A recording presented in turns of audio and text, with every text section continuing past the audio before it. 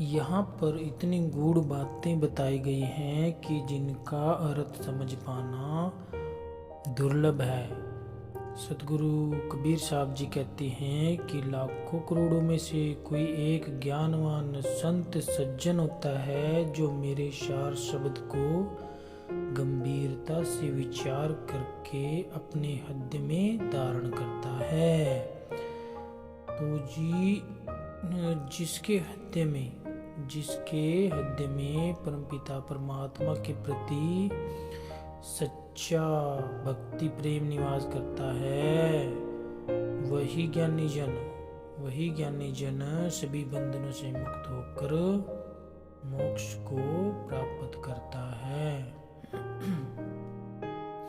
और क्या कहते हैं कबीर साहब जी? कबीर साहब जी कहते हैं, जो शब्द की जांच करता है, शब्द को परखता है, एक शब्द तो लिख दिया पर उसकी जांच समझता कोई है ना उसको, और उन गुणों को भली भांति समझता है।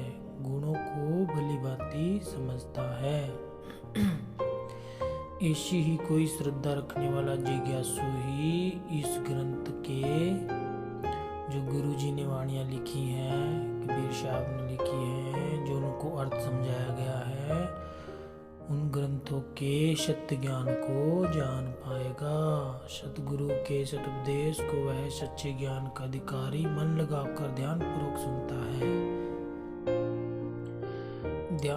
सुनता है और अपनी भलाई जानकर उसे हृदय में ग्रहण करता है, भूलता नहीं है, कभी नहीं भूलता। जब चमकते हुए सूर्य के समान सतगुरु का ज्ञान सत्य में प्रकाशित होता है, तब मोह माया रूपी अंधकार नष्ट होकर सब कुछ अपने वास्तविक सब रूप में दिखाई देने लगता है, सभी भ्रम मिट जाते हैं। गुरु जी कहते हैं कि जब माया मोह का अंधकार होता है, वो वास्तविक रूप में दिखाई देने लगता है, सभी भ्रम मिट जाते हैं। सत्य ज्ञान प्राप्ति के लिए अब मैं अनंत भक्ति एवं प्रेम से परिपूर्ण यह अनुराग सागर कहता हूँ। अनुराग सागर का मतलब है कि ये ज्ञान बताते हैं जो दुर्लभ ही मिलता है, जिस कोई विरला सच्चा संत ही जान समझेगा, जिसको समझेगा कोई संत ही समझेगा। सामान्य जन, ज़्यादातर जीवन समाज में एक साधारण मनुष्य विचरते हैं, उनको बात समझ में नहीं आती।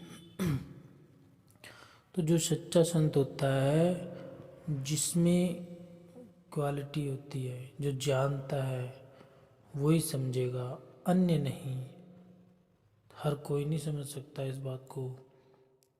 तो सतगुरु कबीर साहब के आशीर्वाद सुनकर धर्मदास जी क्या कहते हैं कि सतगुरु, मैं हाथ जोड़कर आपसे प्रार्थना करता हूँ कि मेरे मन उत्पन्न हुआ यह संशय समाप्त करो। मेरे मन में जो संशय बैठ गया है उसे समाप्त करो, जिससे चित्त हृदय परम पिता परमात्मा के प्रति सच्चा प्रेम बसा हुआ है, परमात्मा के प्रति इतनी श्रद्धा बसी हुई है। उस मनुष्य की वास्तविक लक्षण यानी पहचान क्या है, वो मनुष्य की पहचान जानना चाहते हैं।